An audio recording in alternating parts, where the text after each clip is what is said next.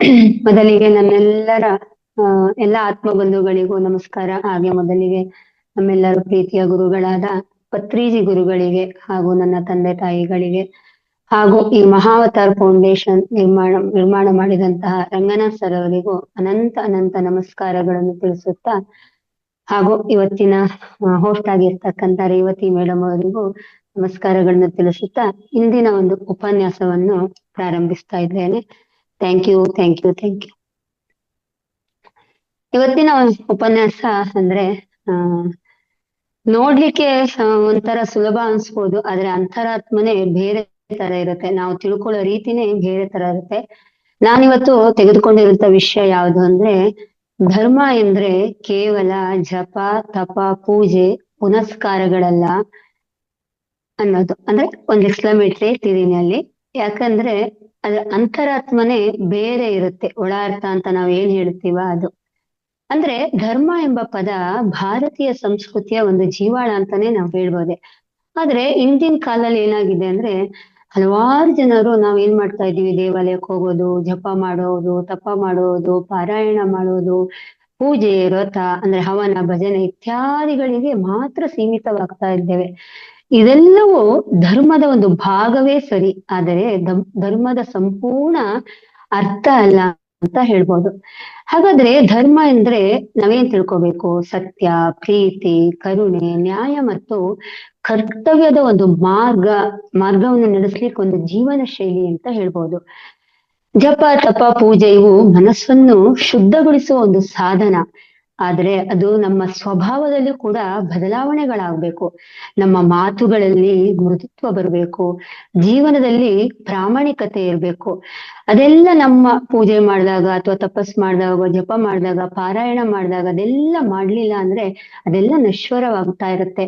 ಈ ಆಚರಣೆಗಳೆಲ್ಲ ಅಪೂರ್ಣವಾಗಿ ಉಳಿಯುತ್ತೆ. ನಾವ್ ಯಾಕೆ ಮಾಡ್ತಾ ಇದ್ದೇವೆ ಅನ್ನೋದೇ ನಮ್ಗೆ ಅರ್ಥವಾಗ್ತಾ ಇರಲ್ಲ.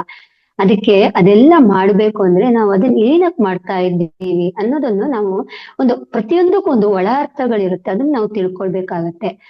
ಹಾಗಾದ್ರೆ ಸಂಸ್ಕೃತದಲ್ಲಿ ಇದಕ್ಕೆ ಧ್ರುವ್ ಎಂಬ ಒಂದು ಧಾತುವಿನಿಂದ ಧರ್ಮ ಎಂಬ ಒಂದು ಪದ ಬಂದಿದೆ ಅಂತ ಹೇಳ್ತಾರೆ. ಹಾಗಾದ್ರೆ ಅದರ ಅರ್ಥ ಏನು? ಧರಿಸುವುದು, ಕಾಪಾಡ್ಕೊಳ್ಳೋದು, ಉಳಿಸುವುದು. ಅಂದ್ರೆ ವ್ಯಕ್ತಿಯನ್ನು, ಕುಟುಂಬವನ್ನು, ಸಮಾಜವನ್ನು ಮತ್ತು ವಿಶ್ವವನ್ನು ಸತ್ಯದ ದಾರಿಯಲ್ಲಿ ಕಾಪಾಡುವ ಒಂದು ತತ್ವವೇ ಧರ್ಮ ಅಂತ ಹೇಳ್ತಾರೆ. ಆದ್ದರಿಂದ ನಾವು ಧರ್ಮವನ್ನು ಕೇವಲ ದೇವಾಲಯದಲ್ಲಿರಲ್ಲ, ಜಪದಲ್ಲಿರಲ್ಲ, ಪೂಜೆಯಲ್ಲಿರಲ್ಲ, ಹಾಗೆ ಹೋಮ ಹವನ ಇದೆಲ್ಲದರಲ್ಲೂ ಇರಲ್ಲ. ಅದು ಅಂದ್ರೆ ನಮ್ಮ ಮನೆಯಲ್ಲಿರುತ್ತೆ, ಕೆಲಸದಲ್ಲಿರುತ್ತೆ, ಸಂಬಂಧಗಳಲ್ಲಿರುತ್ತೆ. ಪ್ರತಿಯೊಂದು ಕೂಡ ಕರ್ತವ್ಯದಲ್ಲಿ ಅದು ವ್ಯಕ್ತವಾಗ್ಬೇಕು ಅಂತ ಹೇಳ್ತೀವಿ. ಹಾಗಾದ್ರೆ ಧರ್ಮ ಅಂದ್ರೆ ಏನು ಅಂತ ಹಾಗಾದ್ರೆ ನೋಡೋಣ. ಅಂದ್ರೆ ನಾವ್ ಯಾವಾಗ್ಲೂ ಹೇಳ್ತೀವಿ ಧರ್ಮ ಪಾಲನೆ ಮಾಡ್ಬೇಕು, ಅವ್ರು ಮಾಡಿದ್ರಂತೆ, ರಾಮಾಯಣದಲ್ಲಿ ಇವ್ರು ಮಾಡಿದ್ರಂತೆ, ಮಹಾಭಾರತದಲ್ಲಿ ಹೇಳ್ತಾ ಇದ್ರು, ಭಗವದ್ಗೀತೆಯಲ್ಲಿ ಶ್ರೀಕೃಷ್ಣ ಹೇಳ್ತಾ ಇದ್ರು ಅಂತ ನಾವು ಹೇಳ್ತಾ ಇರ್ತೀವಿ. ಹಾಗಾದ್ರೆ ಅದು ಯಾವುದು ಹಂಗಾರೆ ನೋಡೋಣ.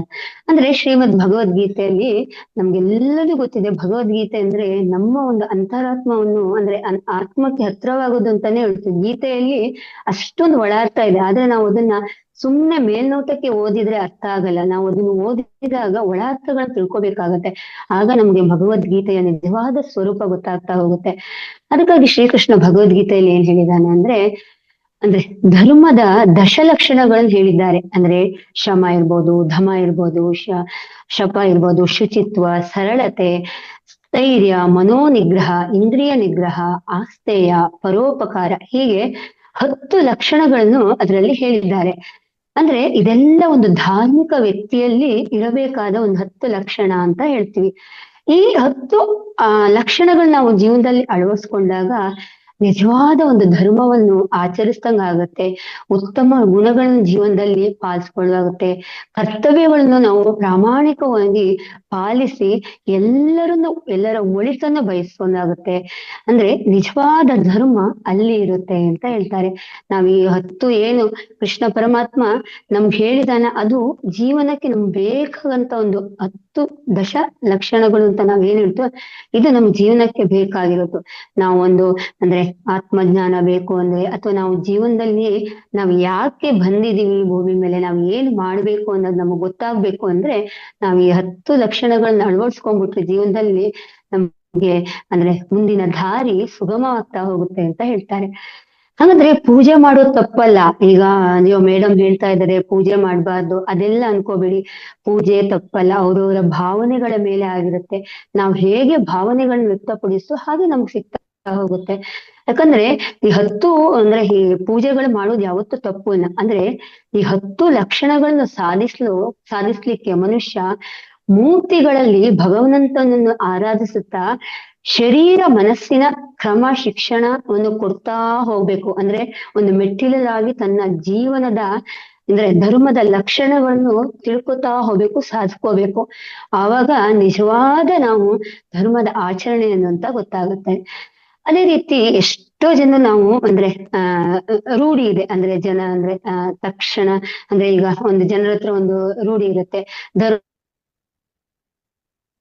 ಅಂದ ತಕ್ಷಣ ನಾವು ದೇವ್ರ ಪೂಜೆ ಮಾಡ್ಬೇಕು, ಆಚಾರ ಮಡಿ ಅಂದ್ರೆ ಪಾರಾಯಣಗಳನ್ನೆಲ್ಲ ಮಾಡಿದ್ರೆ ಅಂದ್ರೆ ಅದನ್ನೇ ಜೀವನ ಮಾಡಿದ್ರೆ ನಮ್ಗೆ ಅದ್ರಲ್ಲಿ ಅಂದ್ರೆ ತೃಪ್ತಿ ಸಿಗುತ್ತೆ, ದೇವರು ಬರ್ತಾನೆ, ದೇವರು ಒಲಿತಾನೆ, ಅದರಿಂದ ನನಗೆ ನನ್ನ ಸಂಕಷ್ಟಗಳೆಲ್ಲ ನಿವಾರಣೆ ಆಗುತ್ತೆ ಅಂತ ಅದನ್ನೇ ಜೀವನ ಪರ್ಯಂತ ಮಾಡ್ತಾ ಇರುತ್ತೆ. ಅವರು ಮೋಕ್ಷಕ್ಕೆ ಹತ್ತಿರವಾಗ್ಲಿಕ್ಕೆ ನೋಡ್ತಾರೆ, ತಮ್ಮ ಆತ್ಮವನ್ನು ಪರಿವರ್ತನೆ ಮಾಡ್ಕೊಳ್ಳಿಕ್ಕೆ ಅಥವಾ ತಮ್ಮೊಳಗಿರೋ ದೇವರನ್ನು ಕಾಣ್ಲಿಕ್ಕೆ ಹೋಗೋದೇ ಇಲ್ಲ. ಅಂದ್ರೆ ಅಲ್ಲಿ ಭಗವಂತನಲ್ಲಿ ಕಾಣ್ತಾನೆ. ಭಗವಂತನು ಆತ್ಮಸ್ವರೂಪಿ, ಅವನು ಅಂದ್ರೆ ಭಗವಂತನ ಆಗ್ಬೇಕಾದ್ರೆ ಅವನು ಕೂಡ ನಮ್ ತರನೇ ಮಾನವನಾಗಿರ್ತಾನೆ. ಮಾನವನ ಆದ್ಮೇಲೆ ಅವನು ಆ ಸ್ವರೂಪ ಅಂದ್ರೆ ಸಿದ್ಧಿ ಮಾಡಿರ್ತಾನೆ, ಸಾಧನೆ ಮಾಡಿರ್ತಾನೆ. ಸಾಧನೆಯಿಂದ ಅವರೆಲ್ಲ ಅಂದ್ರೆ ಭಗವಂತ ಹೇಳ್ತಾನೆ, ನನ್ನನ್ನು ಅನುಸರಿಸಬೇಡ, ನನ್ನ ಗುಣಗಳನ್ನ ಅನುಸರಿಸ್ಕೊಂಡು ಹೋಗು. ನಾನೇನ್ ಪಾಲನೆ ಮಾಡ್ತಾ ಇರ್ತೀನ, ಅದನ್ನ ನೀವು ಪಾಲನೆ ಮಾಡಿದಾಗ ನಿನ್ನ ಜೀವನ ದೇವರಿಗೆ ಬೇಕಾಗಿರೋದು ಇದೆ. ಅಂದ್ರೆ ನಮ್ಮ ಕರ್ತವ್ಯದಲ್ಲಿ ನಿಷ್ಠೆ ಇರಬೇಕು, ಧರ್ಮದ ಆಚರಣೆಯಲ್ಲಿ ಒಂದು ಪರೋಪಕಾರದ ಭಾವನೆ, ಅಂದ್ರೆ ಒಬ್ರಿಗೂ ಒಳ್ಳೇದಾಗ್ಲಿ ಅಂತ ಬಯಸೋದು, ಇದು ಬೇಕಾಗುತ್ತೆ. ನೀವು 10 ತರ ಪೂಜೆ ಮಾಡಿ ಪಂಚಭಕ್ಷಾನ್ನಗಳನ್ನ ಇಟ್ರು ಅವನಿಗೆ ಅದೆಲ್ಲ ಕಾಣಿಸೋಲ್ಲ.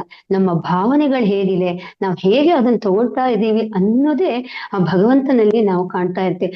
ನಮ್ಗೆ ಭಗವಂತ ಅನ್ನೋದು ನಮ್ಮ ಅಂದ್ರೆ ನಮ್ಗೆ ಹೇಳ್ಕೊಳ್ಳಿಕ್ಕೆ ಒಂದು ಒಂದು ಒಂದು ಯಾವುದೋ ಒಂದು ಮೂರ್ತಿ ಬೇಕಾಗತ್ತೆ, ಅಥವಾ ಯಾವುದೋ ಒಂದು ಸ್ವರೂಪ ಬೇಕಾಗತ್ತೆ. ಅದಕ್ಕೆ ನಮಗೆ ಕಷ್ಟ ಬಂದಾಗ ನಾವು ದೇವ್ರ ಹತ್ರ ಕೂಡ್ತೀವಿ, ನಮ್ಗೆ ಬೇಕಾಗಿದ್ದನ್ನು ಕೇಳ್ತಾ ಇರ್ತೀವಿ, ಹೇಳ್ತಾ ಇರ್ತೀವಿ.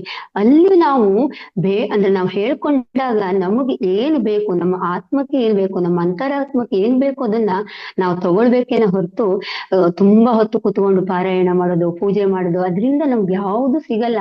ಭಗವಂತ ನಮ್ಗೆ ಹತ್ತಿರ ಆಗಲ್ಲ. ಭಗವಂತ ಸರ್ವವ್ಯಾಪಿ, ಎಲ್ಲಾ ಕಡೆ ಇರ್ತಾನೆ, ನಾನಾ ರೂಪದಲ್ಲಿ ಬರ್ತಾ ಇರ್ತಾನೆ. ನಾವು ಅದು ಯಾವ ರೂಪದಲ್ಲಿ ಬರ್ತಿದ್ದಾನೆ, ಅವನು ಏನ್ ಹೇಳಿದಾನೆ ಅದನ್ನು ನಮ್ಮ ಜೀವನದಲ್ಲಿ ಅಳವಡಿಸ್ಕೋಬೇಕು. ಅವನ ಗುಣಗಳನ್ನು ತಗೊಳ್ಬೇಕಾಗತ್ತೆ, ಆದರ್ಶಗಳನ್ನು ತಗೊಳ್ಬೇಕಾಗತ್ತೆ. ಆಗ ನಾವು ಮುಂದೆ ಹೋಗ್ಲಿಕ್ಕೆ ಸಾಕಾಗುತ್ತೆ. ಅದೇ ರೀತಿ ಈಗ ಅದನ್ನ ಒಂದು ಉದಾಹರಣೆಯಾಗಿ ನಾವು ನೋಡೋದಾದ್ರೆ ಈ ಶ್ರೀರಾಮ ನೋಡಿ, ಎಷ್ಟು ತಂದೆಯ ಮಾತನ್ನು ಉಳಿಸ್ಲಿಕ್ಕೋಸ್ಕರ 14 ವರ್ಷ ಅವನು ವನವಾಸವನ್ನು ಮಾಡ್ದ. ಅವನಿಗೆ ಎಷ್ಟು ರಾಜ್ಯ ಇದೆ ಅಂದ್ರೆ ರಾಜ್ಯನೇ, ಇಡೀ ರಾಜ್ಯನ ಅವನು ಅಂದ್ರೆ ಸಂಭಾಳಿಸ್ಕೊಂಡು ಹೋಗ್ಬೋದಿತ್ತು. ಅಷ್ಟೊಂದು ದೊಡ್ಡ ಒಂದು ಅಯೋಧ್ಯ ಅಂತ ಒಂದು ಸಾಮ್ರಾಜ್ಯನೇ ಅವನ ಕೈಲಿತ್ತು.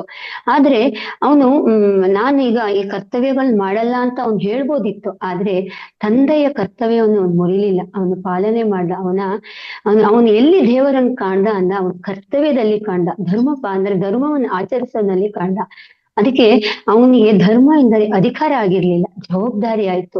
ರಾಜ್ಯವನ್ನು ಪಡೆಯೋದು ಅವನಿಗೆ ಸುಲಭವಾಗಿತ್ತು, ಆದರೆ ಅವನಿಗೆ ಆ ರಾಜ್ಯ ಪಡೆಯೋದಕ್ಕಿಂತ ಅವನು ರಾಜ್ಯವನ್ನು ಉಳಿಸೋದಕ್ಕಾಗಿ ರಾಜ್ಯವನ್ನೇ ತ್ಯಜಿಸೋದಾಗಿತ್ತು. ಆದ್ದರಿಂದ ಈ ಇಂದಿಗೂ ಕೂಡ ನಾವು ಶ್ರೀರಾಮನನ್ನು ಪೂಜಿಸ್ತೇವೆ. ಅಂದ್ರೆ ಕೇವಲ ಪೂಜೆ ಮಾಡ್ಲಿಲ್ಲ ಅವನು, ಅಂದ್ರೆ ಧರ್ಮವನ್ನು ಧರ್ಮದಲ್ಲೇ ಬದುಕಿದವನಾಗಿದ್ದ. ಅದಕ್ಕಾಗಿ ಅವನನ್ನು ಧರ್ಮಮೂರ್ತಿ ಪುರುಷೋತ್ತಮ ಅಂತಾನೆ ನಾವು ಅವನನ್ನು ಕರಿತೀವಿ. ಅದೇ ರೀತಿ ನಾವು ಒಂದು ಉದಾಹರಣೆ ನೋಡೋದಾದ್ರೆ ಶಬರಿಯ ಭಕ್ತಿ. ಅಂದ್ರೆ ಅಲ್ಲಿ ಬೇಕಾಗಿರೋದು ಅಂದ್ರೆ ಶಬರಿದ್ ಹೇಗೆ ಅಂದ್ರೆ ಹೃದಯ, ಅಂದ್ರೆ ನಿಷ್ಕಲ್ಮಶವಾದ ಹೃದಯ, ಅಂದ್ರೆ ಅಷ್ಟು ಪ್ರೀತಿಯ ಹೃದಯ ಅದು ಬೇಕಾಗಿತ್ತು. ಅವಳು ಬಡವಳು ಇರ್ಬೋದು, ಆದ್ರೆ ಅವಳ ಹತ್ರ ಯಜ್ಞ ಯಾಗ ಅದೆಲ್ಲ ಮಾಡ್ಲಿಕ್ಕೆ ಅವಳ ಹತ್ರ ಸಾಧ್ಯವಾಗ್ತಿರ್ಲಿಲ್ಲ. ಆದ್ರೆ ಅವಳು ಪ್ರತಿದಿನ ರಾಮನಿಗೋಸ್ಕರ ಅಂದ್ರೆ ಅವಳಿಗೆ ಒಂದು ಭಾವನೆ ಇತ್ತು, ಅಂದ್ರೆ ರಾಮ ಅಂದ್ರೆ ನನಗೆ ಒಂದು ಆದರ್ಶ ಮೂರ್ತಿ, ಅವನ ವ್ಯಕ್ತಿತ್ವವನ್ನು ನಾನು ಅಳವಡಿಸ್ಕೋಬೇಕು, ನನ್ನ ಜೀವನ ಸಾರ್ಥಕತೆ ಆಗ್ಬೇಕು ಅಂದ್ರೆ ಇವರನ್ನೊಂದಿನ ನಾನು ಕಾಣಬೇಕು ಅನ್ನೋದು ಅವಳದ್ದು ತತ್ವ ಇತ್ತು. ಅದಕ್ಕೋಸ್ಕರ ಅವಳನ್ನು ಪ್ರತಿದಿನ ಯಾವತ್ತೋ ಒಂದಿನ ನನ್ಗೆ ರಾಮ ಕಾಣೇ ಕಾಣ್ತಾನೆ, ಬಂದೇ ಬರ್ತಾನೆ ನನ್ನ ಆಸೆಗಳನ್ನ. ಯಾಕಂದ್ರೆ ನನ್ನ ಹೃದಯದಲ್ಲಿ ಯಾವುದೇ ಅಂದ್ರೆ ನಿಷ್ಕಲ್ಮಶವಾಗಿದೆ ನನ್ನ ಪ್ರೀತಿ. ಅದಕ್ಕೆ ಒಂದಲ್ಲ ಒಂದು ರಾಮ ಬರ್ತಾನೆ ಅಂತ ಅವಳು ಕಾಯ್ತಾನೇ ಇರ್ತಾಳೆ. ಪ್ರತಿದಿನ ಆಶ್ರಮವನ್ನು ಸ್ವಚ್ಛಗೊಳಿಸ್ತಾ ಅವಳು ಕರ್ತವ್ಯ ಪಾಲದಲ್ಲಿ, ಅವಳು ಆ ಧರ್ಮ ಪಾಲನೆಯಲ್ಲಿ ನಿರತಳಾಗಿರ್ತಾಳೆ. ಆ ಭರವಸೆಯಲ್ಲೇ ಅವಳು ಬದುಕ್ತಾ ಇರ್ತಾಳೆ. ಅದಕ್ಕಾಗಿ ಅವಳು ಬಂದಾಗ, ಈ ಶ್ರೀರಾಮ ಬಂದಾಗ ಅವಳ ಹತ್ರ ಕೊಡ್ಲಿಕ್ಕೆ ಏನೂ ಇರಲ್ಲ. ಕಾಡಿನಲ್ಲಿ ಸಂಗ್ರಹಿಸ್ತಾ ಇರ್ತಕ್ಕ ಚಿಕ್ಕ ಪುಟ್ಟ ಹಣ್ಣುಗಳಿರುತ್ತೆ. ಆ ಹಣ್ಣುಗಳನ್ನು ಪ್ರೀತಿಯಿಂದ ಕೊಡ್ತಾಳೆ. ಅವಳ ಆ ಪ್ರೀತಿ ಅಂದ್ರೆ ಅದೇ ಪ್ರೀತಿ, ಆ ಹೃದಯವಂತಿಕೆ ಇತ್ತಲ್ಲ, ಆ ಪ್ರೀತಿನೇ ರಾಮನಿಗೆ ಇಷ್ಟ ಆಗೋದು. ಅಂದ್ರೆ ದೇವರುಗಳಂದಾಗ ಅವರ ಆದರ್ಶಗಳನ್ನ ನಾವು ತಗೊಳ್ತಾ ಇರ್ತೀವಿ.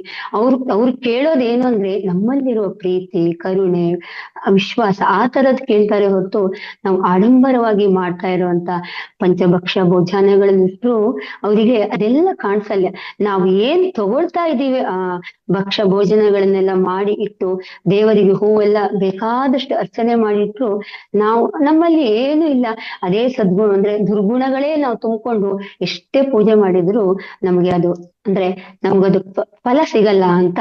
ಅಂದ್ರೆ ದೇವರಿಗೆ ಬೇಕಾಗಿರೋದು ಒಂದೇ ಒಂದು ಸಣ್ಣ ಒಂದು ಮನೇಲಿ ಏನೋ ಇದೆಯಾ ಅದನ್ನೇ ಇಡಿ, ಅಥವಾ ನಮ್ಗೆ ಮನೆಯಲ್ಲಿ ಹೂವೇ ಇರ್ಲಿಲ್ವಾ, ಭಗವಂತ ನನ್ನಲ್ಲಿ ಇರೋದಿಷ್ಟೇ ನಿನಗೆ ಅರುಚ್ತಾ ಇದ್ದೀನಿ, ನಮ್ಮ ಭಾವನೆಯಲ್ಲಿ ಇರ್ಲಿ ಅದು.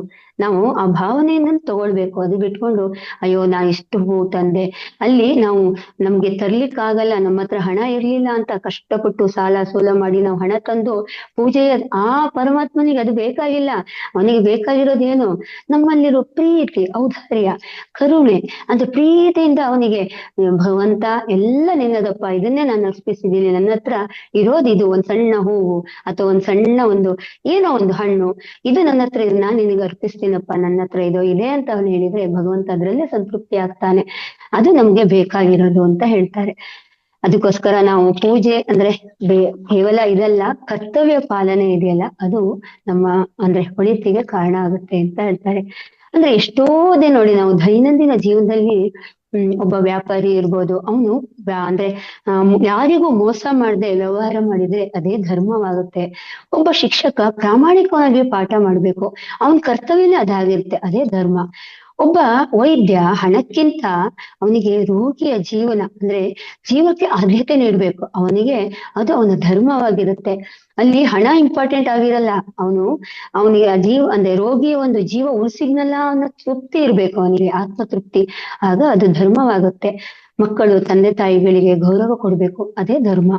ಹಸಿದವರಿಗೆ ಒಂದು ತುತ್ತು ಅನ್ನ ನೀಡ್ಬೇಕು, ಅದು ಧರ್ಮ. ನಾವೇನ್ ಮಾಡ್ತೀವಿ, ನಾವು ಮನೆಯಲ್ಲಿ ಪೂಜೆ ಎಷ್ಟು ದೊಡ್ಡ ಆಡಂಬರವಾಗಿ ಪೂಜೆ ಮಾಡ್ತಾ ಇರ್ತೀವಿ, ಹೊರಗಡೆ ಯಾರೋ ಒಬ್ರು ಪಾಪ ಭಿಕ್ಷುಕ ಬಂದು ಅಮ್ಮ ಒಂದು ತುತ್ತು ಅನ್ನ ಕೊಡಿ ಅಂತ ಹೇಳ್ತಾರೆ. ಆದ್ರೆ ನಾವು ಕೊಡಕ್ಕಾದ್ರೆ ಕೊಡೋಣ, ಇಲ್ಲ ಅಂದ್ರೆ ಬಿಟ್ಬಿಡೋಣ, ಮೌನವಾಗಿರೋಣ. ಅದ್ ಬಿಟ್ಕೊಂಡು ನಾವು ಕೈ ಇಲ್ವಾ, ಕಾಲಿಲ್ವಾ, ಅದಿಲ್ವಾ ಇದಿಲ್ವಾ ಅಂತ ಹೇಳೋದ್ಕಿಂತ ಸುಮ್ನೆ ಇರೋದು ಒಳ್ಳೇದು. ಯಾಕಂದ್ರೆ ಅವ್ನ್ ಗೊತ್ತಿಲ್ಲ, ಅವನು ಹಿಂದಿನ ಜನ್ಮ ರಾಜನೇ ಆಗಿರ್ಬೋದು, ಅವನ್ ಜನ್ಮ ತಾಳಿದ್ ಇವತ್ತು ಭಿಕ್ಷುಕನಾಗಿರ್ಬೋದು, ಯಾವ್ದು ಜನ್ಮದ ಫಲದ ಗೊತ್ತಿಲ್ಲ, ಈ ಜನ್ಮದಲ್ಲಿ ಅವನು ಭಿಕ್ಷುಕನಾಗಿ ಬಂದಿರ್ಬೋದು, ಅಥವಾ ದೇವರು ನಮ್ಮನ್ನು ಪರೀಕ್ಷೆ ಮಾಡ್ಲಿಕ್ಕೆ ಅವನಿಗೆ ಕಳ್ಸಿರ್ಬೋದಲ್ವಾ. ಯಾಕಂದ್ರೆ ನೀನ್ ನೋಡ್ಕೊಂಡ್ ಬಾ, ಯಾಕಂದ್ರೆ ಇವನ ಭಕ್ತಿ ಅಥವಾ ಇವನ ಒಂದು ಅಂದ್ರೆ ಪೂಜೆ ಪುನಸ್ಕಾರ ಯಾವತ್ತಿದೆ, ಇವನ ಒಳಗಡೆ ಏನಿದೆ ನೋಡ್ಕೊಂಡ್ ಬಾ ಅಂತ ನಾರಾಯಣನ ರೂಪದಲ್ಲೇ ಬಂದಿರ್ಬೋದು. ನಾವ್ ಅದನ್ನ ಅರ್ಥ ಮಾಡ್ಕೊಳ್ಬೇಕಾಗತ್ತೆ. ಪ್ರತಿಯೊಬ್ರು ಬಂದಿದ್ದಾರೆ ಇಲ್ಲಿ ಭೂಮಿಗೆ ಅಂದ್ರೆ ಅವ್ರವರ ಒಂದು ಕರ್ಮಫಲದ ಅನುಸಾರವಾಗಿ ಅವ್ರು ಬಂದಿರ್ತಾರೆ. ಅವ್ರವ್ರಿಗೆ ಒಂದು ಕರ್ತವ್ಯ ಅಂತ ಫಿಕ್ಸ್ ಮಾಡಿ ಬಂದಿರ್ತಾರೆ, ಅವ್ರು ಅದನ್ನ ಪಾಲನೆ ಮಾಡ್ಕೊಂಡು. ಇವತ್ ನಾನು ಗೃಹಿಣಿ ಆಗಿದ್ದೀನಿ ಅಂದ್ರೆ ನನಗ್ ನನ್ನದೇ ಆದ ಕರ್ತವ್ಯ ಇರುತ್ತೆ, ನಾನು ಅದನ್ನ ಪ್ರೀತಿಯಿಂದ, ಈಗ ಒಂದು ಅಡಿಗೆ ಮಾಡ್ತೀನಿ ಅಂದ್ರೆ ಅದನ್ನ ಪ್ರೀತಿಯಿಂದ ಮಾಡ್ಬೇಕು, 10 ಜನಕ್ಕೆ ಹಂಚ್ಬೇಕು. ಇಲ್ಲ ನಾನು ನಂದು ಮಾತ್ರ, ನನ್ನ ಮನೆಗ್ ಮಾತ್ರ, ನನ್ನ ಮಕ್ಳಿಗೆ ಮಾತ್ರ ಇದಷ್ಟೇ ಸೀಮಿತ ಅಂತ ಇಲ್ಲ. 10 ಜನ ಬಂದಾಗ 10 ಜನಕ್ಕೆ ಹಂಚ್ಬೇಕು. ನಮ್ಮನೇನ್ ಮಾಡಿರೋ ಒಂದು ಐಟಮ್ ಪದಾರ್ಥಗಳಿದ್ರೆ ಅದ್ 10 ಜನಕ್ಕೆ ಹಂಚಿ ತಿನ್ಬೇಕು. ಅದಕ್ಕೆ ಹಿಂದೆಲ್ಲ ಪೂಜೆಗಳು ಮಾಡಿದಾಗ, ಪ್ರಸಾದ ಮಾಡಿದಾಗ ಹಂಚಿ ತಿಂತಾ ಇದ್ರು. ಒಂದಿಷ್ಟು ಜನ ಮನೆಗಳು ಕರಿತಾ ಇದ್ರು, ಎಲ್ಲ ಒಟ್ಟಿಗೂ ತಿನ್ಕೊಂಡು ಪ್ರಸಾದನ ಹಂಚ್ಕೊಂಡು ತಿಂತಾ ಇದ್ರು.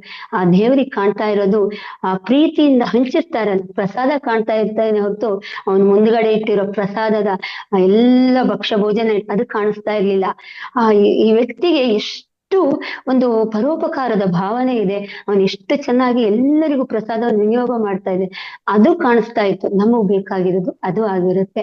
ಅದಕ್ಕಾಗಿ ಪ್ರತಿಯೊಂದು ನಾವು ಹಂಚಿ ತಿನ್ಬೇಕು, ಸೇವೆ ಮಾಡ್ಬೇಕು ಅನ್ನೋದು ಆಗಿತ್ತು. ಹಾಗೆ ಮತ್ತೆ ದುಃಖದಲ್ಲಿರುವವರಿಗೆ ನಾವು ಕಣ್ಣೀರು ಒರೆಸುವ ಒಂದು ಸಾಂತ್ವನ ಮಾಡ್ಬೇಕು.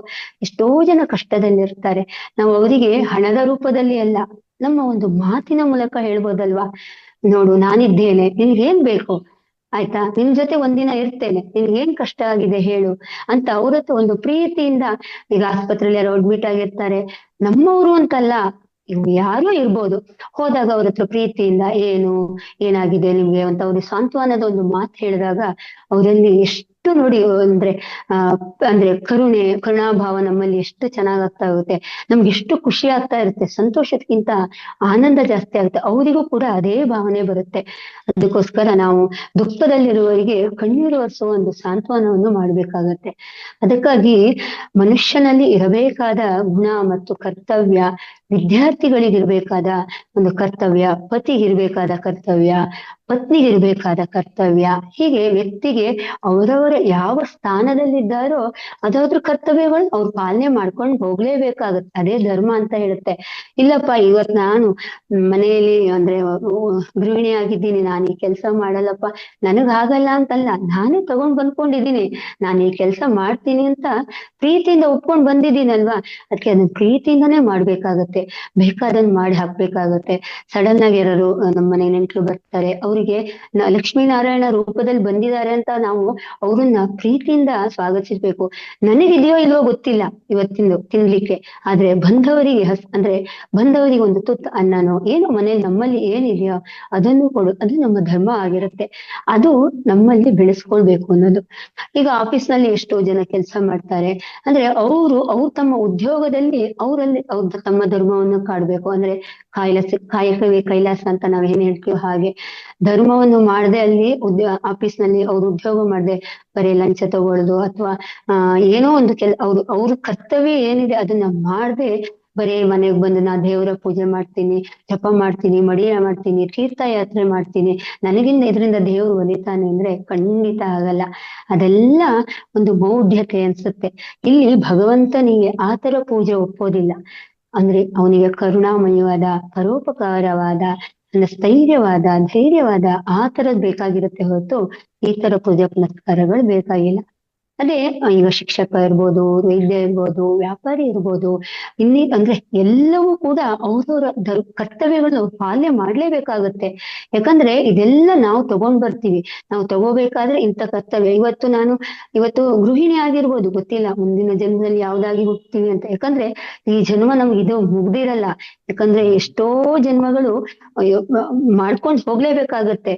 ಹಿಂದೆ ಮಾಡಿದ್ದು ಇವತ್ ಮಾಡಿದ್ದು ಮುಂದೆ ಅದು ಟ್ರಾನ್ಸ್ಫರ್ ಆಗ್ತಾನೆ ಇರುತ್ತೆ.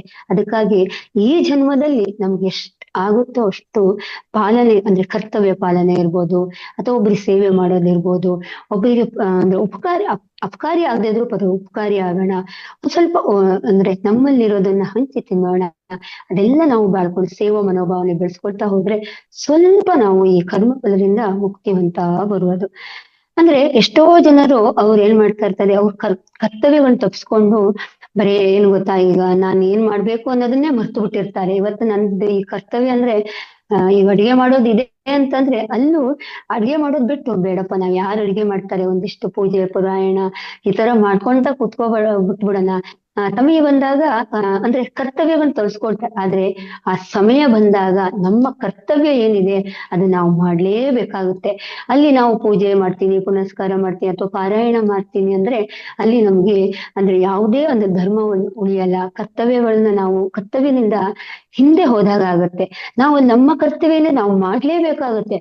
ನಾವೊಂದು ಆಫೀಸಲ್ಲಿ ವರ್ಕ್ ಮಾಡ್ತಾ ಇದ್ದೀವಿ, ಅಥವಾ ಒಬ್ರು ಅಂದ್ರೆ ಈಗ ಅಂದ್ರೆ ಒಬ್ರು ವಿದ್ಯಾರ್ಥಿ ಇದ್ರೆ ವಿದ್ಯಾರ್ಥಿಯ ಕರ್ತವ್ಯ ಅವ್ರು ಓದ್ಬೇಕು, ಅವ್ರು ಒಳ್ಳೆ ಸಂಸ್ಕಾರವನ್ನು ಬೆಳೆಸ್ಕೋಬೇಕಾಗತ್ತೆ. ಪ್ರತಿಯೊಂದು ಅವ್ರದೇ ಆದ ಒಂದು ಕೆಲಸಗಳಿರುತ್ತೆ. ಆ ಕರ್ತವ್ಯಗಳನ್ನು ಅವ್ರು ಜನ್ಮತಃ ಬರ್ತಾನೆ ತಗೊಂಡ್ ಬಂದಿರ್ತಾರೆ. ಅವ್ರು ಆ ಪಾಲನೆ ಮಾಡ್ಕೊಂಡು ಮುಂದೆ ಹೋಗ್ಲೇಬೇಕಾಗತ್ತೆ. ಯಾಕಂದ್ರೆ ಇದೊಂದು ಸ್ಟೇಜ್ ಇದ್ದ ಹಾಗೆ ನಮಗೆ ಇದನ್ನ ನಾವು ಇಲ್ಲಿ ಪಾಠವನ್ನು ಕಲೀಲಿಕ್ಕೆ ಬರ್ತಾನೆ ಇರ್ತೀವಿ, ಒಂದೊಂದು ಅವತಾರಗಳಲ್ಲಿ ಬರ್ತಾ ಇರ್ತೀವಿ, ಒಂದೊಂದ್ ಸರಿ ಒಂದೊಂದು ಅವತಾರ. ಇವತ್ ನಾವು ಅಂದ್ರೆ ಗೃಹಿಣಿ ಆಗಿರ್ಬೋದು, ಗೊತ್ತಿಲ್ಲ ನಾಳೆ ಯಾವ್ದೋ ಪೊಲೀಸ್ ಆಗಿರ್ಬೋದು, ಅಥವಾ ಯಾವ್ದೋ ಒಂದು ಒಳ್ಳೆ ಕಂಪನಿಯಲ್ಲಿ ವರ್ಕ್ ಮಾಡ್ಬೋದು. ಹಾಗೆ ಪ್ರತಿಯೊಂದು ಕೂಡ ನಾವು ನಮ್ದೊಂದು ಆಯಾ ಒಂದು ನಮ್ಮ ಅಂದ್ರೆ ಇವತ್ತಿನ ಒಂದು ಅಂದ್ರೆ ಕೆಲಸದ ಮೇಲೆ ನಮ್ಮ ಕರ್ಮಗಳು ನಿರ್ಧಾರ ಆಗ್ತಾ ಹೋಗುತ್ತೆ.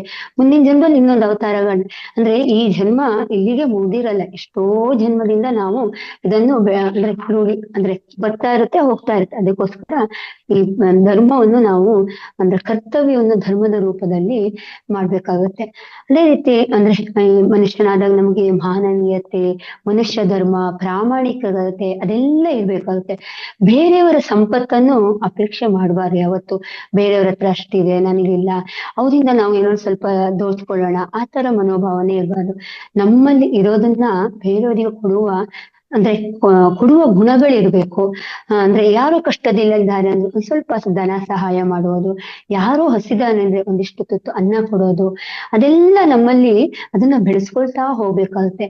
ಈಗ ವಯಸ್ಸಾದ ತಂದೆ ತಾಯಿ ಆಸ್ಪತ್ರೆಯಲ್ಲಿದ್ದಾಗ ಅವ್ರನ್ನ ನೋಡ್ಕೊಳ್ಳೋದು, ಯಾರೋ ನಮ್ ಬಂಧು ಮಿತ್ರರು ಆಕ್ಸಿಡೆಂಟ್ ಆಗಿರುತ್ತೆ ಅಥವಾ ಇನ್ಯಾವುದೋ ಒಂದು ಕಾಯಿಲೆಗಳನ್ನ ಬಿಡುತ್ತಾರೆ, ಅವ್ರ ಹತ್ರ ಹೋಗಿ ಸ್ವಲ್ಪ ಸಾಂತ್ವನದ ಮಾತಾಡೋದು. ಅಯ್ಯೋ ಸಾಂತ್ವನ, ನಾನಿದ್ದೇನೆ, ನಿನಗೇನ್ ಬೇಕು, ನಾನು ಅಂದ್ರೆ ನಿನಗೆ ನಿನ್ ಜೊತೆ ಸಹಾಯ ಮಾಡ್ತೇನೆ ಅಂತ ಹೇಳಿದಾಗ ಅವರಿಗೆ ನಮ್ಮ ಅದು ಕರ್ತವ್ಯ ಜೊತೆ ಧರ್ಮ ಪಾಲನೆ ಕೂಡ ಆಗ್ತಾ ಇರುತ್ತೆ. ಅಂದ್ರೆ ಈಗ ಎಷ್ಟೋ ಜನರು ನೋಡಿ ನಾವೀಗ ಅಂದ್ರೆ ಅಂದ್ರೆ ಬಿಜಿ ಅಂದ್ರೆ ತುಂಬಾ ಬ್ಯುಸಿ ಆಗಿರ್ಬೋದು 24/7 ಅಂದ್ರೆ ಅವ್ರೆಲ್ಲ ಅವ್ರು ಏನ್ ಮಾಡ್ತಾ ಇರ್ತಾರೆ, ತಮ್ಮವರಿಗೋಸ್ಕರನೇ ದುಡ್ಕೊಳ್ತಾ ಇರ್ತಾರೆ. 24/7 ಅವ್ರಿಗೆ ಹಣ ಗಳಿಕೆಗಾಗಿನೇ ಅವ್ರದ್ದು ತಿರುಗಾಡ್ತಾ ಇರೋದು, ಆರಾಮವಾಗಿ ಮನೇಲಿ ಕೂತ್ಕೊಳ್ಳೋದು, ಯಾರೂ ಅಂದ್ರೆ ಅಂದ್ರೆ ತಂದೆ ತಾಯಿಗಳನ್ನ ನೋಡ್ಕೊಳ್ದೆ ಇರೋದು, ವೃದ್ಧಾಶ್ರಮದಲ್ಲಿ ಬಿಡೋದು, ಆಮೇಲೆ ಅಂದ್ರೆ ಯಾರಿಗೂ ಸಹಾಯ ಮಾಡದೇ ಇರೋದು, ಅವ್ರು ಬಂದು ಬಳಗದವರೇ ಯಾರಾದ್ರೂ ಹುಷಾರ್ ತಪ್ಪಿದ್ದಾರೆ ಅಂದ್ರೆ ಆಸ್ಪತ್ರೆಯಲ್ಲಿ ಇರ್ತಾರೆ, ನೋಡ್ಕೊಂಡ್ ಬರ್ದೇ ಇರೋದು. ಇದು ಅದೆಲ್ಲ ಏನಂದ್ರೆ ಅವರಿಗೆ ಹಣದ ವ್ಯಾಮೋಹ, ಅಂದ್ರೆ ಅವರಿಗೆ ಆ ಮದ ಅನ್ನೋದು ಅವರಿಗೆ ತಲೆಯಲ್ಲಿ ಏರಿದ್ದಾಗ ಅವರಿಗೆ ಅದ್ಯಾವುದು ಕಾಣಿಸುತ್ತಾ ಇರಲ್ಲ. ಅಂದ್ರೆ ನಾನು ಇಷ್ಟು ದೊಡ್ಡದಾಗೂ ಬೆಳೆದಿದ್ದೀನಿ, ನನ್ನ ಹತ್ರ ಇಷ್ಟೊಂದು ಹಣ ಇದೆ, ಇದೆಲ್ಲ ಯಾಕೆ? ಅವನು ತನ್ನ ಕರ್ತವ್ಯಗಳನ್ನ ಅವನು ಮರ್ತು ಬಿಟ್ಟಿರ್ತಾನೆ, ಅವನ ವರ್ತನೆ ಕೂಡ ಚೇಂಜ್ ಆಗ್ತಾ ಇರುತ್ತೆ. ಅಂದ್ರೆ ಆವಾಗ ಅವನು ನನಗೆ ಇಷ್ಟೆಲ್ಲ ಇದೆ, ಒಂದಿಷ್ಟು ಹೂ ತಂದು ಅಥವಾ ಒಂದಿಷ್ಟು ದೇವರಿಗೆ ಬಂಗಾರ ತಂದು ಒಡವೆ ತಂದು ದೇವರ ಪೂಜೆಗೆ ಹಾಕಿ ನಾ ಪಾರಾಯಣ ಅಥವಾ ಪ್ರವಚನ ಇದನ್ನೆಲ್ಲ ಮಾಡ್ತಾ ಹೋಗೋಣ ಅಂದ್ರೆ ಅವನಲ್ಲಿ ತನ್ನ ಕರ್ತವ್ಯವನ್ನು ಮರೆತು ಅವನು ಒಂದು ಪರೋಪಕಾರ ಭಾವನೆ ಬೆಳೆಸ್ಕೊಳ್ಳೋದು, ಒಬ್ಬರಿಗೆ ಸಹಾಯ ಮಾಡದೇ ಇರೋದು, ತನ್ನಲ್ಲಿ ಆತ್ಮಸ್ಥೈರ್ಯ ಬೆಳೆಸ್ಕೊಳ್ದೇ ಇರೋದು, ಒಬ್ಬರಲ್ಲಿ ಕರುಣೆ ತೋರಿಸ್ತಿದ್ರು, ಇದೆಲ್ಲ ನಾವು ಪೂಜೆಗೆ ಅಂದ್ರೆ ಪಾರಾಯಣ ಮಾಡಿ ಪ್ರವಚನ ಕೇಳಿ ಅದೆಲ್ಲ ಬೆಳೆಸ್ಕೊಳ್ಳಿಲ್ಲ ಅಂದ್ರೆ ಅವನು ಎಲ್ಲಿ ಆಯ್ತು, ಎಲ್ಲಿಯ ಪೂಜೆ, ಎಲ್ಲಿಯ ಪಾರಾಯಣ ಅಲ್ವಾ? ಅದಕ್ಕೋಸ್ಕರ ನಾವದೆಲ್ಲ ಮಾಡ್ಬೇಕು ಅಂದ್ರೆ ನಾವು ಸಮಾಜ ಅಂದ್ರೆ ಸಮಾಜದಲ್ಲಿ ಒಂದು ಒಳ್ಳೆಯ ರೀತಿಯಲ್ಲಿ ಬೆಳಿಬೇಕು, ಸಮಾಜವನ್ನು ಸತ್ಯದ ದಾರಿಯಲ್ಲಿ ತೆಗೆದುಕೊಂಡು ಹೋಗ್ಬೇಕಾಗತ್ತೆ. ಇದಕ್ಕಾಗಿ ನಮ್ಗೆ ಈ ಧರ್ಮ ಅನ್ನೋದು ಬೇಕಾಗತ್ತೆ. ಅದೇ ರೀತಿ ಅಂದ್ರೆ ಈ ಅಂದ್ರೆ 18 ಪುರಾಣಗಳು ಕೂಡ ಇದನ್ನೇ ಹೇಳ್ತಾ ಇದ್ದಾರೆ ವೇದವ್ಯಾಸರು. ಅಂದ್ರೆ ಪರಹಿತಾಯ ಪುಣ್ಯಂ ಪರಪೀಡಾಯ ಪಾಪಂ ಅಂತ ಹೇಳಿದ್ದಾರೆ. ಅಂದ್ರೆ ಇಲ್ಲೇನಾಗುತ್ತೆ ಅಂದ್ರೆ ಬೇರೆಯವರ ಅಂದ್ರೆ ಧರ್ಮ ಎಂದರೆ ಇದೇ ನಮ್ಮ ಕರ್ತವ್ಯ ಪಾಲನೆ, ಪೂಜೆ ಪುನಸ್ಕಾರ, ಮಡಿ ಜಪ, ಉಪವಾಸಗಳು ನಮ್ಮಲ್ಲಿ ಮಾನವೀಯ ಕರ್ತವ್ಯ ಪಾಲನೆ ಬೆಳೆಯಲು ಆ ಸಹಾಯಕ ಆಚರಣೆಗಳೇ ಅವೇ ಧರ್ಮವಲ್ಲ. ಯಾವುದು ನಮ್ಮಲ್ಲಿ ಇಲ್ಲದೇ ಇದ್ದವು ನಮ್ಮ ಕರ್ತವ್ಯ ಪಾಲನೆ ಮಾಡ್ಕೊಂಡು ಹೋದ್ರೆ ಎಲ್ಲ ಅಂದ್ರೆ ಭಗವಂತನಲ್ಲಿ ಲೀನವಾದಾಗ ಅವಾಗ ನಮ್ಗೆ ಒಂದು ನಾವು ಯಾಕೆ ಕರ್ತವ್ಯ ಮಾಡ್ತಾ ಇದೀವಿ, ನಾವು ಧರ್ಮ ಪಾಲನೆ ಹೇಗೆ ನಡಿಬೇಕು, ಆಗ ಆತ್ಮ ಒಂದು ಉದ್ಧಾರವನ್ನು ಹೇಗೆ ಮಾಡಬೇಕು, ನಾವ್ ಹೇಗೆ ಇದನ್ನ ಅಂದ್ರೆ ಧ್ಯಾನಿ ಆಗ್ಬೇಕು, ಧ್ಯಾನವನ್ನು ನಾವು ಬೆಳೆಸ್ಕೊಳ್ಬೇಕು ಅನ್ನೋದನ್ನು ಅರ್ಥ ಆಗ್ತಾ ಹೋಗುತ್ತೆ. ಅದಕ್ಕೋಸ್ಕರ ಪ್ರತಿಯೊಂದು ಕೂಡ ನಾವು ಇಲ್ಲಿ ಅಂದ್ರೆ ನಾವು ಈ ಪೂಜೆ ಮಾಡಿ, ಪುನಸ್ಕಾರ ಮಾಡಿ, ಪಾರಾಯಣ ಮಾಡಿ ಅಥವಾ ಜಪ ಮಾಡಿ, ತಪ ಮಾಡಿ, ದೇವಾಲಯಕ್ಕೆ ಹೋಗಿ ಎಲ್ಲೇ ಹೋದ್ರೂ ಕೂಡ ನಾವು ಬೆಳೆಸ್ಕೊಳ್ಬೇಕಾಗಿದ್ದು ನಾವು ಏನು ಮಾಡಬೇಕು, ನಾವು ಯಾಕೆ ದೇವಸ್ಥಾನಕ್ಕೆ ಬಂದಿದ್ದೀವಿ, ನಾವು ಯಾಕೆ ಪಾರಾಯಣ ಅರಿವಿನಿಂದ ಮಾಡ್ಬೇಕು, ಅಲ್ಲೂ ಕೂಡ ಧ್ಯಾನವಾಗುತ್ತೆ. ನಾವು ಈಗ ಹೇಗೆ ಧ್ಯಾನ ಮಾಡ್ತೀವ ಪ್ರತಿಯೊಂದು ಕರ್ತವ್ಯ ಅಥವಾ ಕೆಲಸದಲ್ಲಿ ನಾವು ಅಂದ್ರೆ ಅರಿವು ನೀವು ಅರಿವಿನಿಂದ ಸಾಕ್ಷಿ ಭಾವದಿಂದ ಮಾಡ್ತಾ ಹೋದಾಗ ನಾನು ಯಾಕೆ ಈ ಪಾರಾಯಣ ಮಾಡ್ತಾ ಇದ್ದೇನೆ, ನಾನು ಯಾಕೆ ಪೂಜೆ ಮಾಡ್ತಾ ಇದ್ದೇನೆ ಅಂತ ನಮ್ಗೆ ಜ್ಞಾನ ಬರ್ತಾ ಹೋಗುತ್ತೆ, ಪೂರ್ಣ ಜ್ಞಾನ ಬರ್ತಾ ಹೋಗುತ್ತೆ. ಆಗ ನಮ್ಗೆ ಎಲ್ಲವೂ ಕೂಡ ಚೆನ್ನಾಗಿ ಕಾಣ್ತಾ ಹೋಗುತ್ತೆ. ಒಬ್ಬರಲ್ಲಿ ಪ್ರೀತಿ ತೋರಿಸ್ತೀವಿ, ಸದ್ಗುಣದಿಂದ ಇರ್ತೀವಿ, ಯಾರಲ್ಲೂ ಕೊಂಕು ಮಾತಾಡಲ್ಲ, ಅಂದ್ರೆ ಪ್ರೀತಿ ಪ್ರೇಮ ಎಲ್ಲ ಬೆಳೀತಾ ಹೋಗುತ್ತೆ. ಎಲ್ಲರೂ ನಮ್ಮವರು ಅನ್ನೋದೇ ಬರುತ್ತೆ. ಇಲ್ಲ ಅಂದ್ರೆ ಇಷ್ಟೇ ನನ್ನಷ್ಟೇ ಪ್ರಪಂಚ ಆಗಿರುತ್ತೆ, ನಾನು ನಂದು ನನ್ನ ಮಕ್ಕಳು ಇಷ್ಟೇ ಬೆಳೆಸ್ಕೊಂಡು ಹೋಗ್ತಾ ಇರ್ತೀವಿ. ಅದಕ್ಕೆ ಪ್ರತಿಯೊಂದು ಕೂಡ ಈ ಮಕ್ಕಳಲ್ಲೂ ಕೂಡ ನಾವು ಅದನ್ನೇ ಸಂಸ್ಕಾರವನ್ನು ಕೊಡ್ಬೇಕಾಗತ್ತೆ. ಇದು ನಮ್ದೊಂದೇ ಅಲ್ಲ, ಎಲ್ಲನೂ ಕೂಡ ನೀವು ಸಮಾಜದಲ್ಲಿ ಒಂದು ಉನ್ನತವಾಗಿ ಬೆಳಿಬೇಕು ಅಂದ್ರೆ ಸತ್ಯದ ದಾರಿಯಲ್ಲಿ ನಡಿಬೇಕಾಗತ್ತೆ. ನೀವು ಒಂದು ಕರ್ತವ್ಯಗಳನ್ನು ನಿನ್ನ ನಿಷ್ಠೆಯಿಂದ ನೀವು ಪಾಲನೆ ಮಾಡ್ಬೇಕಾಗತ್ತೆ ಅಂತ ಹೇಳ್ತಾರೆ. ಅದೇ ರೀತಿ ಅಂದ್ರೆ ಅದಕ್ಕೆ ನೋಡಿ ಧ್ಯೇಯ ಧರ್ಮದ ಮೂಲವಯ್ಯ ಅಂತ ಸಂತರು ಕೂಡ ಹೇಳ್ತಾ ಹೋಗ್ತಾ ಇದ್ದಾರೆ. ಹೀಗೆ ಒಂದ್ಸರಿ ಕೌಶಿಕ ಮುನಿ ತಪಸ್ಸು ಮಾಡ್ತಾ ಗಿಡದ ಕೆಳಗೆ ಕೂತ್ಕೊಂಡಿರ್ತಾನೆ. ಆಗ ಕಾಗೆ ಮೇಲಿಂದ ಇವ್ರ ತಲೆ ಮೇಲೆ ಒಂದು ಹಲ್ಸ್ ಮಾಡ್ತಾ ಇರುತ್ತೆ. ಆಗ ಅವನು ಕಣ್ಣೆತ್ತಿ ಮೇಲೆ ನೋಡಿದಾಗ ಆ ಕಾಗೆ ಉರಿದು ಕೆಳಗೆ ಬಿದ್ದು ಭಸ್ಮ ಆಗುತ್ತೆ. ಯಾಕಂದ್ರೆ ಕೌಶಿಕ ಮುನಿ ಅಂದ್ರೆ ಅಷ್ಟು ಪವರ್ ಅಲ್ವಾ, ಅವನಿಗೆ ಅಷ್ಟು ಸಿಟ್ಟಿರುತ್ತೆ. ಅವ್ನ್ ಏನ್ ಹೇಳಿದ್ರು ಅದು ಭಸ್ಮವಾಗ್ತಾ ಇರುತ್ತೆ. ಅದಕ್ಕೆ ಅವ್ನು ಏನೇ ಅಂದ್ರೆ ಅಷ್ಟು ಸಿಟ್ಟಿಂದ ಅವ್ನು ನೋಡಿದಾಗ ಆ ಕಾಗೆ ಕೂಡ ಭಸ್ಮವಾಗಿ ಕೆಳಗುತ್ತೆ. ಆಗ ಕೌಶಿಕರಿಗೆ ತನ್ನ ತಪಸ್ಸಿನ ಮಹಾಶಕ್ತಿ ಎಷ್ಟಿದೆ ಅಂತ ಅಹಂಕಾರ ಬಂದ್ಬಿಡುತ್ತೆ ಅವನಿಗೆ. ಆಗ ತಕ್ಷಣ ಅಲ್ಲಿಂದ ಎದ್ದು ಅವನು ಪಕ್ಕದ ಒಂದು ಗ್ರಾಮಕ್ಕೆ ಹೋಗ್ತಾನೆ. ಅಲ್ಲಿ ಮನೆಯ ಮುಂದೆ ಹೋಗಿ ಭಿಕ್ಷಾಂದೇಹಿ ಅಂತ 3 ಸಲ ಕೇಳ್ತಾನೆ. ಆಗ ಹೊರಗಿನಿಂದ ಉತ್ತರ ಬರ್ದೇ ಇದ್ದಾಗ ಇನ್ನೂ ಜೋರಾಗ್ಬಿಟ್ಟೆ. ಏಕಂದ್ರೆ ನಾನು ಕೌಶಿಕ ಮುನಿ ಅಲ್ವಾ, ನನಗೆ ಅಹಂಕಾರ ಇದೆ, ನಾನು ಏನೇ ಹೇಳಿದ್ರು ಅಂದ್ರೆ ಭಸ್ಮ ಹೋಗ್ಬಿಡ್ತಾರೆ. ನನ್ನ ಒಂದು ಅಹಂಕಾರ ಅಷ್ಟೇ ಇದೆ, ನಾನು ಅಷ್ಟು ತಪಸ್ಸಿ ಅಂತ ಅವನ ಅಹಂಕಾರದಿಂದಾನೇ ಅವನು ಜೀವನ ಮಾಡ್ತಾ ಇರ್ತಾನೆ. ಅದಕ್ಕೋಸ್ಕರ 4 ವಯಸ್ಸಲ್ಲಿ ಕೂತ್ಕೊಂಡ್ರು ಅಂದ್ರೆ ಒಳಗಿರುವ ವ್ಯಕ್ತಿ ಹೊರಗಡೆನೆ ಬರ್ತಾ ಇರಲ್ಲ. ಆಗ ಗಟ್ಟಿಯಾಗಿ ಮತ್ತೆ ಕೂತ್ಕೊಳ್ತಾನೆ ಭಿಕ್ಷಾಂದೇಹಿ ಅಂತ. ಆಗ ಅನಾರೋಗ್ಯ ಪೀಡಿತವಾದ ಒಂದು ಪತಿಯ ಸೇವೆಯಲ್ಲಿ ಪತ್ನಿ ಒಬ್ಬಳು ತೊಡಗಿರ್ತಾಳೆ. ಅವಾಗ ಅಲ್ಲಿ ಪತ್ನಿ ಒಳಗಿನಿಂದ ಹೇಳ್ತಾಳೆ, ನಾನು ಸೇವೆಯಲ್ಲಿ ಇದ್ದೀನಿ, ಕರ್ತವ್ಯ ಪಾಲನೆಯಲ್ಲಿ ಇದ್ದೀನಿ. ಪತ್ನಿ ಒಳಗಿಂದ ಕೂಗಿ ಕೌಶಿಕ ಮುನಿಗೆ ಹೇಳ್ತಾಳೆ, ಸ್ವಲ್ಪ ತಾಳಿ ಋಷಿಗಳೇ, ಅಷ್ಟೇ ಕೋಪ ಮಾಡ್ಕೊಳ್ತೀರಾ, ನಾನ್ ಬರ್ತೇನೆ, ನನ್ನ ಕರ್ತವ್ಯ ಪಾಲನೆ ನಾನಿರುತ್ತೆ. ಯಾಕಂದ್ರೆ ಅಲ್ಲಿ ಅವರ ಕರ್ತವ್ಯ ಪಾಲನೆ ಇಂಪಾರ್ಟೆಂಟ್ ಆಗಿದೆ. ಯಾಕಂದ್ರೆ ರೋಗಿಗೆ ಊಟ ಕೊಡ್ತಾ ಇದ್ದಾಳೆ, ಅವಳ ಪತಿ ರೋಗಗ್ರಸ್ತಲಾಗಿದ್ದಾರೆ. ಅವರಿಗೆ ಅಂದ್ರೆ ಆ ಟೈಮಿಗೆ ಅವನಿಗೆ ಊಟ ಕೊಡ್ಬೇಕಾಗತ್ತೆ, ನೀರ್ ಕೊಡ್ಬೇಕಾಗತ್ತೆ, ಏನಾದ್ರೂ ಮಾತ್ರೆ ತಗೊಂಡು ಮಾತ್ರೆ ಕೊಡ್ಬೇಕಾಗತ್ತೆ. ಅವಳ ಪಾಲನೆ ಎಲ್ಲಿದೆ, ಅವಳ ಗಂಡನ ಸೇವೆಯಲ್ಲಿರುತ್ತೆ. ಯಾಕಂದ್ರೆ ಅಲ್ಲಿ ಈಗ ಕೌಶಿಕ ಮುನಿ ಕರ್ದ ಅಂತ ಅದಕ್ಕೆ ಬಿಟ್ಟು ಬರ್ಲಕ್ ಆಗಲ್ಲ. ಯಾಕಂದ್ರೆ ಅಲ್ಲಿ ಅವಳ ಕರ್ತವ್ಯ ಏನು, ಅವಳ ಕೆಲ್ಸನೇ ಅದು ಗಂಡನ ಪಾಲನೆ ಮಾಡೋದು. ಅವಳ ಕೆಲ್ಸ ಅದೇ ಗಂಡನನ್ನು ಚೆನ್ನಾಗಿ ನೋಡ್ಕೊಳ್ಳೋದು. ಅವಳ ಕರ್ತವ್ಯಗಳನ್ನ ಅವಳು ನೀಟಾಗಿ ಮಾಡ್ಕೊಂಡು ಹೋಗ್ತಾ ಇದೆ. ಯಾರೋ ಋಷಿ ಕರೆದ್ರು, ಮುನಿ ಕರೆದ್ರು ಅಂತ ಎಲ್ಲವನ್ನು ಬಿಟ್ಟು ಓಡ್ಬಿಡ್ಲಿಕ್ಕೆ ಆಗ್ತಾ ಇರ್ಲಿಲ್ಲ. ಅದಕ್ಕೆ ಹೇಳ್ತಾಳೆ, ಗಾಬರಿ ಆಗ್ಬೇಡಿ, ನಾನ್ ಬರ್ತೀನಿ, ನಾನು ಹೀಗೆ ಪಾಲನೆ ಮಾಡ್ತಾ ಇದ್ದೀನಿ ಅಂತ ಹೇಳ್ತಾಳೆ. ಅದಕ್ಕೆ ನಾನು ಕರ್ತವ್ಯ ಪಾಲನೆಯಲ್ಲಿದ್ದೆ. ಅದಕ್ಕೆ ಕೋಪಕ್ಕೆ ಉರಿದು ಬೀಳಲು ನಾನೇನು ಕಾಗೆ ಅಲ್ಲ, ನಿಮ್ ಕೋಪಕ್ಕೆಲ್ಲ ನಾನ್ ಬೀಳಲ್ಲ, ನನ್ನ ಕರ್ತವ್ಯಗಳು ನಾನು ಕರೆಕ್ಟ್ ಆಗಿ ಮಾಡ್ತಾ ಇದ್ದೀನಿ, ನಾನೇ ಕಾಗೆ ಅಲ್ಲ ಅಂತ ಹೇಳ್ತಾನೆ. ಇವನಿಗೆ ಆಶ್ಚರ್ಯ ಆಗುತ್ತೆ, ಅಯ್ಯೋ ನಾನು ಅಲ್ಲಿ ಇದ್ದೇನೆ, ಅಲ್ಲಿ ಕಾಗೆ ಬಿದ್ದಿದ್ದು ಇವಳಿಗೆ ಹೇಗ್ ಗೊತ್ತಾಗುತ್ತೆ ಅಂತ ಅವಳು ಆಶ್ಚರ್ಯ ಪಡ್ತಾನೆ, ವಿಸ್ಮಯದಿಂದ ಕೇಳ್ತಾರೆ. ಆಗ ನಿನಗೆ ಇದು ತಿಳಿಯೋದು ಕೌಶಿಕ್ರೆ, ಹಾಗೆ ಇನ್ನು ಸ್ವಲ್ಪ ಮುಂದೆ ಹೋಗ್ತಾ ಕರ್ತವ್ಯ ಪಾಲನೆಯಿಂದ ಗೋಳು ಹೇಳ್ತಾಳೆ, ಇನ್ನು ಸ್ವಲ್ಪ ಮುಂದೆ ಹೋಗಿ ನಿಮ್ಮ ಕರ್ತವ್ಯ ಪಾಲನೆ ಹೇಗಿದೆ ಅಂತ ನಿಮ್ಮ ಅರಿವು ನಿಮ್ಗೆ ಆಗ್ತೆ. ಹೇಗೆ ಮುಂದೆ ಹೋಗಿ ಒಂದು ಕಟುಕ ಅಂದ್ರೆ ಒಬ್ಬರು ಕಟುಕ ಅಂದ್ರೆ ಮಾಂಸ ಮಾರ, ಅವ್ನ ಕರ್ತವ್ಯ ಅದೇ ಅಲ್ವಾ, ಏನಿದೆ ಅವ್ನ್ ಮಾಂಸ ಮಾರೋದಾಗಿರುತ್ತೆ, ಮಾಂಸ ಮಾರ್ತಾ ಇರ್ತಾನೆ. ನೀವು ಅವನಿಗೆ ವಿವರವಾಗಿ ತಿಳಿಸಿ, ಕೌಶಿಕ ಮುನಿಗಳೇ ನನಗೀಗ ಸಮಯ ಇಲ್ಲ, ನನ್ನ ಕರ್ತವ್ಯದಲ್ಲಿ ಪಾಲನೆ ಆಗ್ಬೇಕು, ಇಲ್ಲಾಂದ್ರೆ ನನ್ನ ಮನೆ ಹೊತ್ಕೊಳ್ಳುತ್ತೆ, ನನ್ನ ಗಂಡನ್ ನೋಡ್ಕೊಳ್ಳೋರು ಯಾರು ಅಂತ ಹೇಳ್ತಾಳೆ. ಆಗ ಇವಳ ಹತ್ರ ಅಂದ್ರೆ ಮಾತಾಡ್ಲಿಕ್ಕಾಗಲ್ಲ, ಹಾಗೆ ನಾನು ಕೌಶಿಕ ಮುನಿ ಅಲ್ವಾ ಅಂತ ಹಾಗೆ ಮತ್ತೆ ಮುಂದೆ ಹೋಗ್ತಾನೆ. ಅವನಿಗೆ ಧರ್ಮ ಸೂಕ್ಷ್ಮತೆ ಗೊತ್ತಿರಲ್ಲ. ತಕ್ಷಣ ಮಾಂಸ ಮಾರುವ ಅಂಗಡಿ ಹೋಗ್ತಾನೆ. ಅಲ್ಲಿ ವ್ಯಾಪಾರಸ್ಥ ಋಷಿಗಳ ಗೂಣಿ ಕಲ್ಸಿದ್ದಾಳ ಅಂತ ಅವ್ನು ಕೇಳ್ತಾನೆ. ಅವನಿಗೆ ಗೊತ್ತಾಗ್ಬಿಡುತ್ತೆ, ಅರಿವಾಗಿರುತ್ತೆ. ಹಾಗೆ ಇದು ವ್ಯಾಪಾರದ ಸಮಯ, ನಾನು ಮನೆಗೆ ಹೋಗಿ ಈಗ ವ್ಯಾಪಾರದ ಸಮಯ ಕೌಶಿಕ ಮುನಿಗಳೇ, ನನಗೆ ವ್ಯಾಪಾರ ಮಾಡ್ಬೇಕು ಇವಾಗ, ನಾನು ನಿಮ್ಮ ಒಂದು ಇದನ್ನ ಕೇಳಲಿಕ್ಕೆ ನನಗೆ ಸಮಯ ಇಲ್ಲ. ಯಾಕಂದ್ರೆ ನನ್ನ ತಂದೆ ತಾಯಿ ನಾನು ಊಟ ಕೊಡ್ಬೇಕು, ಅವರ ಸೇವೆ ಮಾಡ್ಬೇಕು, ಅವರ ಉಪಚಾರ ಮಾಡ್ಬೇಕು. ನನ್ನ ಕರ್ತವ್ಯ ಇಂದಿಗೆ ಈ ಮಾಂಸ ಮಾಡೋದು ಕರ್ತವ್ಯ ಇಲ್ಲಿಗೆ ಮುಗಿದೋಯ್ತು. ನಾನಿಲ್ಲಿ ಅಂದ್ರೆ ಮತ್ತೆ ಕೊಡುವುದು ಅಥವಾ ಮತ್ತೆ ಕೇಳಿ ಅದಕ್ಕೂ ಒಂದು ಸಮಯ ಪಾಲನೆ ಇರೋಲ್ವಾ, ಇನ್ನು ನಾನು ಇದು ಮಾಡ್ತೇನೆ ಹೋಗ್ತೀನಿ ಅಂದ್ರೆ ಅವನಿಗೆ ಬೇರೆ ಕರ್ತವ್ಯ ಅಲ್ಲಿ ಕರೀತಾ ಇದೆ. ಮನೆಯಲ್ಲಿ ತಂದೆ ತಾಯಿ ನೋಡ್ಕೊಳ್ಳೋ ಜವಾಬ್ದಾರಿ ಇದೆ, ವಯಸ್ಸಾದ ತಂದೆ ತಾಯಿ ಊಟ ಕೊಡ್ಬೇಕು, ಅಂದ್ರೆ ಉಪಚಾರ ಮಾಡ್ಬೇಕು ಇದೆ. ಅದಕ್ಕೆ ಪಕ್ಕದ ಹಾಗೆ ಮುಂದೆ ಹೋಗಿ ಪಕ್ಕದ ಓಣಿಯಲ್ಲಿ ಒಬ್ಳು ವೇಶ್ಯೆ ಇದ್ದಾಳೆ, ಅವಳನ್ನು ಭೇಟಿಯಾಗಿ ಅವಳಿಗೆ ಹಗಲಿನಲ್ಲಿ ಯಾವುದು ಕೆಲಸ ಇರಲ್ಲ, ರಾತ್ರಿಯಲ್ಲಿ ಕೆಲಸ ಇರುತ್ತೆ ಅಂತ ಹೇಳ್ತಾಳೆ. ಹಾಗೆ ಅವನು ಅದನ್ನೇ ಸಿಟ್ಟು ಮಾಡ್ತಾ ಹಾಗೆ ಅಂದ್ರೆ ಇವರೆಲ್ಲ ಏನು ನನ್ನಂತ ಒಬ್ರು ಬಂದಿದ್ದೀನಿ, ಆದ್ರೆ ನನ್ನನ್ನ ಇವ್ರು ಯಾರು ಕಡೆಗಣಿಸ್ತಾ ಇದ್ದಾರಲ್ಲ ಅಂತ ಹಾಗೆ. ಅಂದ್ರೆ ಅವನಿಗೆ ಧರ್ಮ ಸೂಕ್ಷ್ಮತೆ ಗೊತ್ತಿಲ್ಲ, ಅವನಿಗೆ ಸಿಟ್ಟು ಮಾಡ್ಕೊಳ್ಳೋದು ಗೊತ್ತು, ಅಂದ್ರೆ ಜಪ ಮಾಡಿ ಮಾಡಿ ಮಾಡಿ ಅದನ್ನೆಲ್ಲ ಅಳವಡಿಸ್ಕೊಂಡಿದ್ದಾರೆ, ಆದ್ರೆ ಕರ್ತವ್ಯ ಏನು, ಧರ್ಮ ಪಾಲನೆ ಮಾಡ್ಬೇಕಂದ್ರೆ ಏನು ಅಂತ ಗೊತ್ತಿಲ್ಲ. ಹಾಗೆ ಅವನು ಧರ್ಮ ಸೂಕ್ಷ್ಮತೆಗಳ ಅರಿವಿಲ್ಲದೆ ಮತ್ತೆ ಮುಂದೆ ಹೋಗ್ತಾ ಇರ್ತಾನೆ. ಹಾಗೆ ಈ ಸಂದರ್ಭದಲ್ಲಿ ಮುಂದೆ ಹೋಗ್ತಾ ಇರ್ಬೇಕು, ವೇಶ್ಯ ಹೋಗಿ ಹೇಳ್ತಾಳೆ, ಪ್ರತಿದಿನ ನನ್ನ ಕರ್ತವ್ಯ ನಾನೇನ್ ಮಾಡ್ಬೇಕು ಅನ್ನೋ ಪ್ರಶ್ನಾರ್ಥಕ ಚಿಹ್ನೆಯಾಗಿ ಉಳಿದಿದೆ, ನನ್ನ ಕಣ್ಣೆದುರುಗಳೇ ನಾವು ಬರ್ತಾ ಇರುತ್ತೆ, ನಾವೇನ್ ಮಾಡ್ಬೇಕು ನಾವೇನ್ ಮಾಡ್ಬಾರ್ದು ಅಂತ ಹೇಳಿ.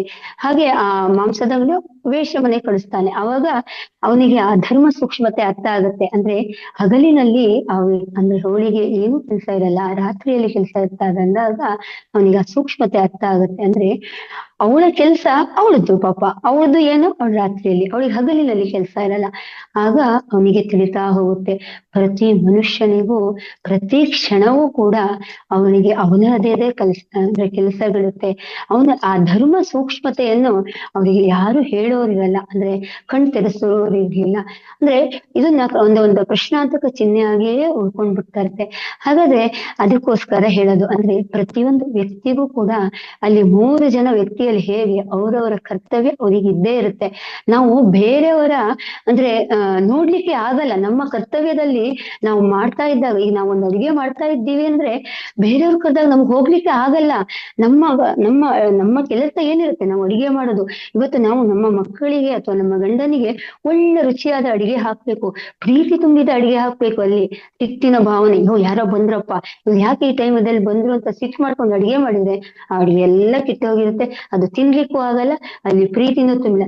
ಆ ತಿಂದಿರೋ ವ್ಯಕ್ತಿಗೆ ನಾಳೆ ಏನೋ ಒಂದು ಹೊಟ್ಟೆ ಏನೋ ಡಿಸೆಂಟ್ರಿ ಆಗುತ್ತೋ, ಲೂಸ್ ಮೋಷನ್ ಆಗೋದು, ಏನೋ ಒಂದು ಆಗ್ತಾ ಇರುತ್ತೆ, ಅವನಿಗೆ ವಾಮಿಟ್ ಆಗೋದು, ಯಾಕಂದ್ರೆ ಅಲ್ಲಿ ಸಿಟ್ಟು ತುಂಬಿಕೊಂಡಿರುತ್ತಲ್ಲ.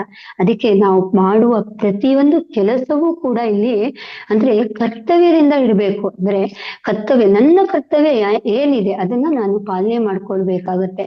ಅದಕ್ಕೆ ಯಾವುದು ನಾವು ಇಲ್ಲಿ ಕರ್ತವ್ಯ ಪಾಲನೆ, ಈಗ ಯಾರೋ ಒಂದು ದೊಡ್ಡ ವ್ಯಕ್ತಿಗಳು ಬಂದಿದ್ದಾರೆ ಅಂದ್ರೆ ಅವ್ರು ಎಲ್ಲ ಬಿಟ್ಟು ನಾವು ಮಾಡ್ಲಿಕ್ಕಾಗಲ್ಲ. ಬಂದಿರೋದನ್ನ ಕೂರ್ಸ್ಬೋದು, ಕೂತ್ಕೊಳ್ಳಿ ಈಗ ಬಂದಿರ್ತೀನಿ, ನನ್ನೊಂದಿಷ್ಟು ಕೆಲಸ ಇದೆ ಮುಗಿಸ್ಕೊಂಡು ಬಂದಿರ್ತೀನಿ ಅಂತ ಅವರಿಗೆ ಒಂದು ನೀರು ಏನೋ ಒಂದು ಕೊಟ್ಟು ಕೂರಿಸಿ ನಮ್ಮ ಕರ್ತವ್ಯಗಳನ್ನ ಮುಗಿಸಿ ಬಂದು ನಾವು ಅವ್ರನ್ನ ಮಾಡ್ಬೇಕಾಗತ್ತೆ.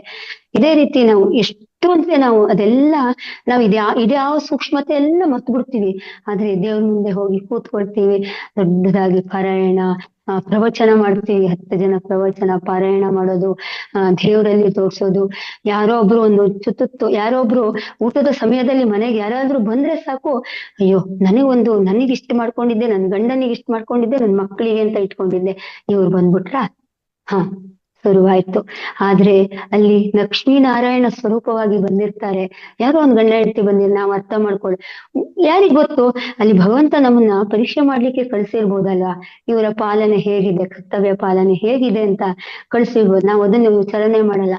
ನಮಗಾಯ್ತಾ, ನಮ್ದು ಮಕ್ಕಳಿಗಾಯ್ತಾ ತಗೊಂಡೋಗಿ ಅದು ಫ್ರಿಡ್ಜ್ ನಲ್ಲಿ ಇಟ್ಟು 3 ದಿನ ಹಳ್ಸೋದ್ಮೇಲೆ ಅದು ನೋಡಿದ್ರು ಪರವಾಗಿಲ್ಲ, ಆ ವ್ಯಕ್ತಿಗೆ ನಾವು ಕೊಡಲ್ಲ. ಅಯ್ಯೋ ನನಗ್ ತಿನ್ಲಿಕ್ಕೆ ಕಡಿಮೆ ಆಯ್ತಲ್ಲ, ಅಯ್ಯೋ ನನ್ ಗಂಡನಿಗೆ ಇಲ್ವಲ್ಲ, ನನ್ ಮಕ್ಕಳಿಗೆ ಇಲ್ವಲ್ಲ, ಅಯ್ಯೋ ನಾವು ಅದಕ್ಕಾಗಿ ಇಟ್ಟಿದ್ದೆ, ನನಗೆ 2 ಇಡ್ಲಿ ಕಡಿಮೆ ಆಗೋಯ್ತಲ್ಲ ಅಂತ ನಾವು ಆ ಯೋಚನೆ ಮಾಡ್ತಾ ಇರ್ತೇವೆ.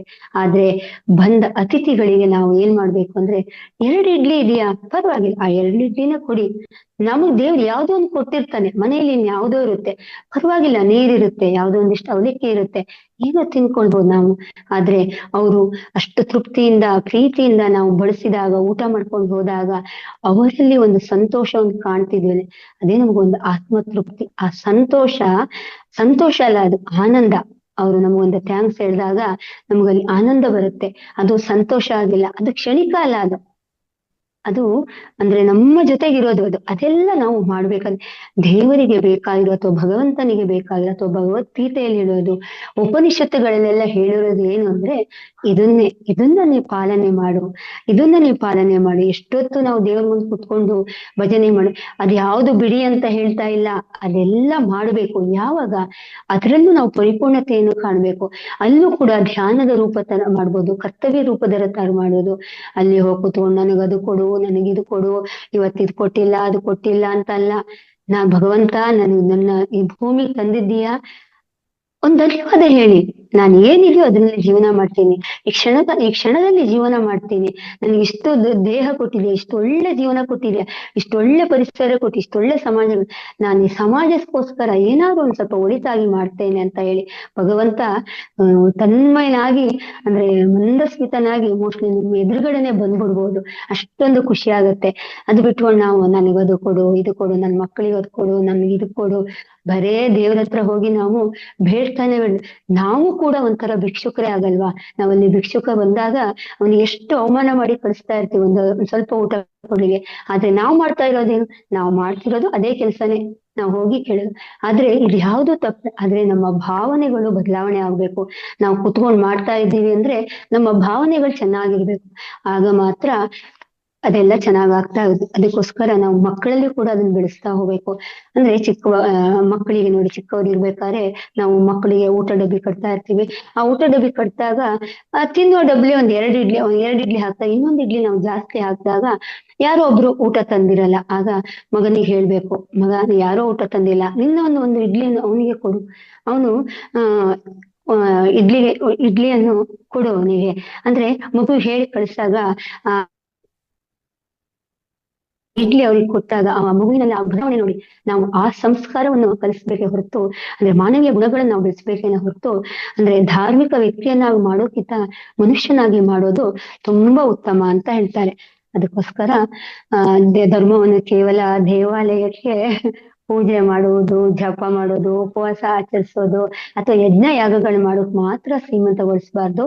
ಆಧ್ಯಾತ್ಮಿಕ ದೃಷ್ಟಿ ಕೂಡ ಹೊರಗಿನ ರೂಪಗಳು ಮಾತ್ರ ಅಲ್ಲ, ಧರ್ಮದ ನಿಜವಾದ ರೂಪ ಅಂದ್ರೆ ಮನುಷ್ಯನ ಅಂತರಂಗದಲ್ಲಿರುತ್ತೆ ಅಂತ ಹೇಳ್ತಾರೆ.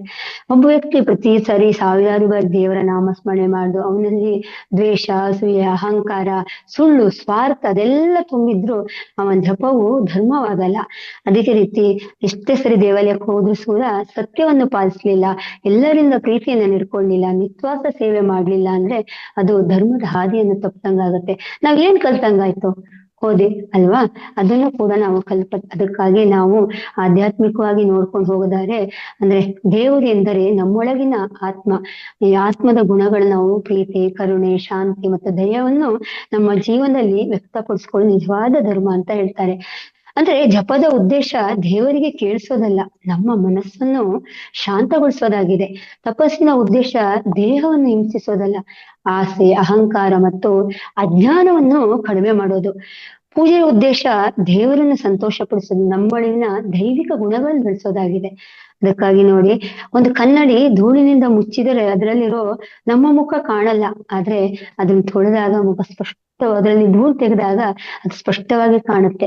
ಅದೇ ರೀತಿ ನಮ್ಮ ಮನಸ್ಸಿನಲ್ಲಿ ಕಾಮ, ಕ್ರೋಧ, ಲೋಭ, ಮೋಹ, ಮದ ಮತ್ತು ಮತ್ಸರ ಎಂಬ ಧೂಳನ್ನು ತೊಳೆದ್ರೆ ನಮ್ಮ ಆತ್ಮದ ಬೆಳಕು ಕಾಣುತ್ತೆ. ಜಪ, ತಪ ಮತ್ತು ಧ್ಯಾನ ಎಂಬ ಧೂಳನ್ನು ತೊಳೆದು ಮನಸ್ಸನ್ನು ನಿರ್ಮಲಗೊಳಿಸಿಕೊಳ್ಬಹುದು. ಅದಕ್ಕಾಗಿ ಕನ್ನಡಿಯನ್ನು ತೊಳೆದು ಮತ್ತೆ ಮತ್ತೆ ತುಂಬಲು ಬಿಡಬಾರ್ದು, ಅಂದ್ರೆ ಧೂಳನ್ನು ತುಂಬಲಿಕ್ಕೆ ಬಿಡಬಾರ್ದು.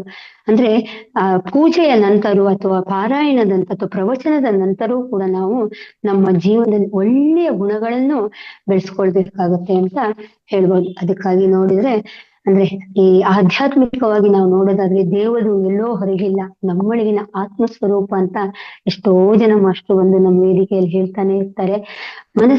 ಮನಸ್ಸು ಕೆಲವೊಮ್ಮೆ ನಮ್ಮನ್ನು ಸತ್ಯದಿಂದ ದೂರ ಮಾಡುತ್ತೆ. ಆದ್ದರಿಂದ ಜಪ, ತಪ, ಧ್ಯಾನ, ಪೂಜೆ ಮಾಡುವುದು ಅಗತ್ಯ ಇರುತ್ತೆ. ಆದ್ರೆ ಅಲ್ಲಿ ಅವುಗಳ ಫಲ ಇರುತ್ತಲ್ಲ, ಅದ್ರಲ್ಲಿ ನಮ್ಮ ಜೀವನದಲ್ಲಿ ಕಾಣಿಸ್ಕೋಬೇಕು. ಅಂದ್ರೆ ಕೋಪ ಕಡಿಮೆ ಮಾಡ್ಕೊಳ್ಳೋದು, ಅಹಂಕಾರಗಳನ್ನು ಕಡಿಮೆ ಮಾಡ್ಕೊಳ್ಳೋದು, ಪ್ರೀತಿಯನ್ನು ಹೆಚ್ಚಿಸ್ಕೋಬೇಕು, ಕ್ಷಮೆಯನ್ನು ಬೆಳೆಸ್ಕೋಬೇಕು, ಸೇವಾ ಮನೋಭಾವನೆಯನ್ನ ಮೂಡಿಸ್ಕೋಬೇಕು. ಆಗ ಮಾತ್ರ ಪೂಜೆಯ ಉದ್ದೇಶ ಸಾರ್ಥಕವಾಗುತ್ತೆ. ಅದಕ್ಕಾಗಿ ಹೇಳೋದೇನು ಅಂದ್ರೆ, ಧರ್ಮವೆಂದ್ರೆ ದೇವರ ಮುಂದೆ ದೀಪ ಹಚ್ಚೋದಲ್ಲ, ನಮ್ಮೊಳಗಿನ ಜ್ಞಾನವನ್ನು ದೂರ ಮಾಡಿ ಜ್ಞಾನದ ದೀಪವನ್ನು ಬೆಳಗಿಸೋದು. ಧರ್ಮವನ್ನೇ ಜಪ ಮಾಡುವ ನಾಲಿಗೆಯಲ್ಲ, ಸತ್ಯವನ್ನು ಮಾತನಾಡುವ ನಾಲಿಗೆ. ಪೂಜೆ ಮಾಡುವುದು ಕೈಗಳದಲ್ಲೆಲ್ಲ, ಸಂಕಷ್ಟದಲ್ಲಿರುವವರನ್ನು ಎತ್ತಿ ನಿಲ್ಲಿಸುವ ಕೈಗಳು. ಧರ್ಮ ಅಂದ್ರೆ ದೇವಾಲಯದಲ್ಲಿ ನಮಸ್ಕರಿಸೋದಲ್ಲ, ಪ್ರತಿಯೊಬ್ಬ ಜೀವಿಯಲ್ಲೂ ಕೂಡ ದೇವರನ್ನು ಕಾಣುವ ದೃಷ್ಟಿ. ಯಾವ ರೂಪದಲ್ಲಿ ಬರ್ತಾನೆ ಅಂತ ನಮ್ಗೆ ಗೊತ್ತಿಲ್ಲ. ಅಂದ್ರೆ ದೇವರು ಅಂದ್ರೆ ಈಗ ಅಂದ್ರೆ ರಾಮ, ಕೃಷ್ಣ ಅಥವಾ ಆಂಜನೇಯ ಎಲ್ಲರೂ ಅದದ್ರ ರೂಪದಲ್ಲಿ ಬರ್ಬೇಕು ಅಂತಿಲ್ಲ, ಮನುಷ್ಯ ರೂಪದಲ್ಲೇ ಬರ್ತಾ ಇರ್ತಾರೆ. ನಮ್ಮನ್ನು ಪರೀಕ್ಷೆ ಮಾಡ್ಲಿಕ್ಕೆ ಒಂದೊಂದು ರೂಪದಲ್ಲಿ ಬರ್ತಾ ಇರ್ತಾರೆ. ಅವ ನಾವು ಎಚ್ಚೆತ್ಕೊಳ್ಬೇಕು. ಒಬ್ರು ಬಂದು ನಮ್ಮಲ್ಲಿ ಸಹಾಯ ಕೇಳ್ತಾ ಇದ್ದಾರೆ, ಗೊತ್ತಿಲ್ಲ ಅವನು ಯಾವ್ದೋ ಒಂದು ರೂಪದಲ್ಲಿ ನಮ್ಗೆ ಕಳ್ಸಿರ್ಬೋದು ಅಲ್ವಾ. ಅದಕ್ಕೋಸ್ಕರ ನಾವು ಎಚ್ಚೆತ್ಕೊಳ್ಬೇಕಾಗತ್ತೆ. ಆ ರೂಪವನ್ನು ನಾವು, ಆ ದೈವಿ ರೂಪವನ್ನು ನಾವು ಆ ಮನುಷ್ಯನಲ್ಲಿ ಕಾಣ್ಬೇಕಾಗತ್ತೆ. ಅದಕ್ಕೋಸ್ಕರ ನಾವು ದಯೆ, ಧರ್ಮ ಇದನ್ನೆಲ್ಲ ಬೆಳೆಸ್ಕೊಳ್ಬೇಕಾಗತ್ತೆ. ಅದಕ್ಕೋಸ್ಕರ ಧರ್ಮ ಅಂದ್ರೆ ಕೇವಲ ಜಪ, ತಪ, ಪೂಜೆ, ಪುನಸ್ಕಾರಗಳನ್ನ. ಧರ್ಮ ಅಂದ್ರೆ ಆತ್ಮಜ್ಞಾನದಿಂದ ಪ್ರೇರಿತವಾದ ಒಂದು ಜೀವನ ಅಂತಾನೆ ಹೇಳ್ಬೋದು. ಪ್ರತಿಯೊಂದು ಜೀವಿಯಲ್ಲೂ ಕೂಡ ದೇವರನ್ನು ಕಾಣ್ಬೋದು. ಪ್ರತಿಯೊಂದು ಕಾರ್ಯದಲ್ಲೂ ಕೂಡ ನಾವು ನಿಸ್ವಾರ್ಥವಾಗಿ ಮಾಡಿದಾಗ ಸತ್ಯ ಮತ್ತು ಪ್ರೀತಿಯನ್ನು ಬದುಕಿನಲ್ಲಿ ಅಳವಡಿಸಿಕೊಳ್ಳುವುದೇ ನಿಜವಾದ ಧರ್ಮ ಅಂತ ಹೇಳ್ತೀವಿ. ಅದಕ್ಕಿನ್ನ ಹೊಳಗಿನ ಆಚರಣೆಗಿಂತ ನಾವು ಒಳಗಿನ ಆಚರಣೆ ಅಂದ್ರೆ ಪರಿವರ್ತನೆಗೆ ಕಾರಣವಾದ ಮಾತ್ರ ಅದು ಧರ್ಮವಾಗುತ್ತೆ ಅಂತ. ಇವು ಇಲ್ಲ ಅಂದ್ರೆ ಅದು ಕೇವಲ ಆಚರಣೆಗಳಾಗಿಯೇ ಉಳಿಯುತ್ತೆ ಅಂತ ಹೇಳ್ತೀನಿ. Thank you so much. ಇಲ್ಲಿಯ ತನಕ ಅವಕಾಶ ಕೊಟ್ಟಂತ ರೇವತಿ ಮೇಡಮ್ ಅವರಿಗೆ ಹಾಗೂ ಮಹಾವತಾರ್ ಫೌಂಡೇಶನ್ನಿನ ರಂಗನಾಥ್ ಸರ್ ಅವರಿಗೆ ಹಾಗೂ ನನ್ನ ತಂದೆ ತಾಯಿಗಳಿಗೆ, ಪತ್ರಿಜಿ ಗುರುಗಳಿಗೆ, ಇಲ್ಲಿಯ ತನಕ ಇದನ್ನು ಕೇಳಿದಂತ ನನ್ನ ಎಲ್ಲ ಆತ್ಮಬಂಧುಗಳಿಗೂ ಕೂಡ ಅನಂತ ಧನ್ಯವಾದಗಳನ್ನ ಅರ್ಪಿಸ್ತೇನೆ. Thank you, thank you, thank you.